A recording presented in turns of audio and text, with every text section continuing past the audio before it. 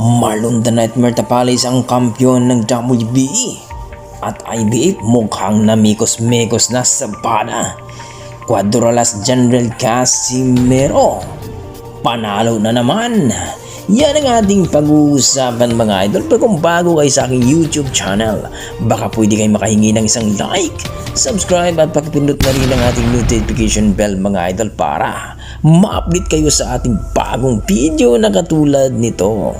Well mga idol, papalapit na nga ang laban sa ating pambato na si Marlon The Nightmare Tapales, ang kampiyon buo ng WBE at IBF Super Bantamweight Division, na kung saan mga idol makasagupan niya dito ang tinaguriang monster kuno ng Japan.